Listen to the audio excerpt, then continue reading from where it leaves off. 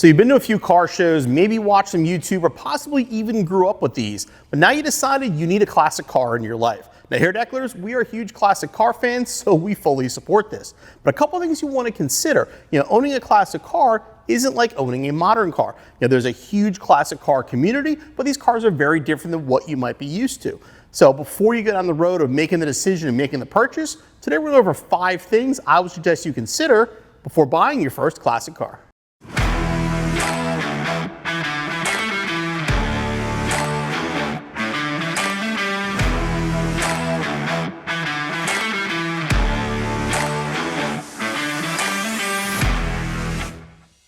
So the first thing I'll mention, and again, this might sound silly, but make sure a classic car is truly for you. Like I mentioned in the intro, these cars drive differently, they run differently, you have to insure them differently, you have to store them differently. There's a lot of work that goes into owning a classic car. The purchase is literally the beginning of the journey. There's gonna be more maintenance, there's gonna be a lot more to these. Now, if you've never driven a classic car, try to go out and drive one. There's places you can rent them, find a friend who has one, even if you go for a ride with somebody.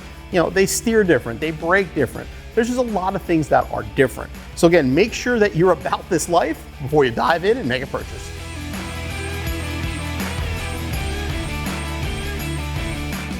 So if you're still sure classic car is for you, the next thing I want to mention is be realistic with your budget. Understand what you can spend on the car, but also make sure once you spend that, you still have money for maintenance. On that note though, make sure you buy the nicest car you can afford. Everybody loves watching a project car and watching something come to life, but if you don't have the skills or the ability to do all that, it's gonna cost a lot more in the long run. So especially if you're new to this hobby, buy the nicest car you can afford. But when it comes down to budget, like I said, be realistic. If you have a $10,000 budget, there's plenty of C3 Corvettes available, which is a great deal in the classic car market, but you're not gonna find a C2 or a 55 Chevy or anything like that unless it's a real project. So again, be realistic with the budget. And like I said, set expectations and manage your expectations.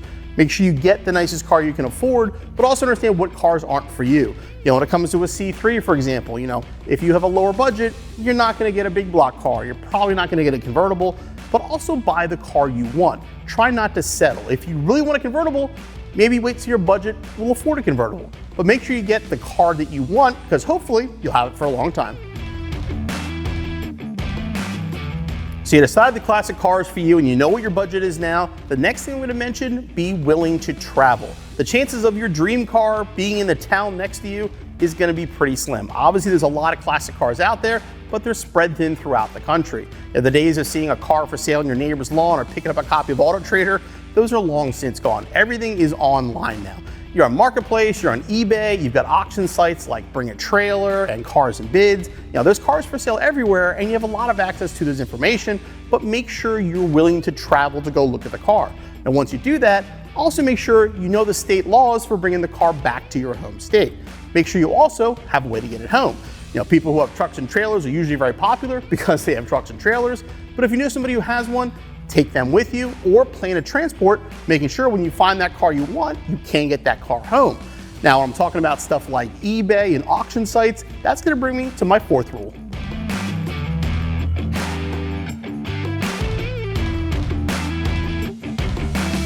Now, 4th on my list is to make sure you can see the car in person. And if you can't, make sure somebody you trust does put eyes on the car. The reason for that, pictures and video tell a lot of the story, but they're not going to tell the whole story, especially if a somewhat unscrupulous seller isn't telling you all the things you want to see. So make sure you see the car in person. Look at the body gaps, look at the condition of the paint, look for leaks and smells and every other thing to make sure the car hasn't been in an accident, solid stuff like that. Certain cars you can run a Carfax on, but as they get older, you're not going to be able to run those kind of things on there. So you really have to see the car in person. And like I said, if you're new to this and you don't know what you're looking at, bring a friend who does. And if you can't find anybody, see if the seller's willing to take it to even a local mechanic. But make sure you get experienced eyes on the car to make sure you're getting what you think you're getting when you make your purchase. The 5th and final thing I'm going to mention is not only to watch for red flags, but make sure you're willing to recognize them. We all love a good deal. When you see a car and it looks too good to be true, unfortunately, most times it probably is. Are there deals out there? Absolutely. But make sure if you're seeing the red flags that you understand what they are. Like if you see this car for sale on Marketplace next week for $1,500, it's a scam. absolutely, we're definitely not selling this car, and if we did, it'd be a heck of a lot more than that. So again, if the price is too good to be true, it probably is. But contact the seller. Get a feel for whether they're willing to answer your questions or not. If you ask basic questions about odometer readings or rust or things like that, and they're not answering your questions, or they're kind of run away, it's probably a red flag that the car, maybe the seller's honest, maybe they're not, maybe they don't even have the car. Unfortunately, there are so many scams out there, you just have to be careful. Also, make sure the seller is willing to talk to you.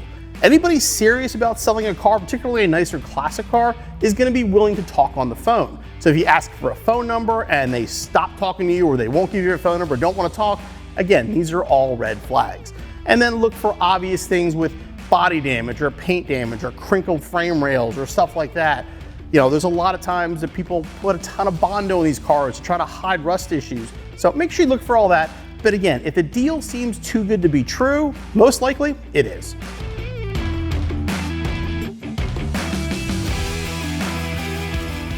Well, there's obviously plenty more things we can discuss when it comes to buying a classic car. If you follow these 5 basic rules, you should be on the way to getting the right car to fit your needs. And trust me, there's nothing worse than buying the wrong car or buying somebody else's problem. So definitely be careful with your first purchase. Now, whatever classic car you end up with, especially if it's an American classic, head over to Ecklers.com for all your parts needs.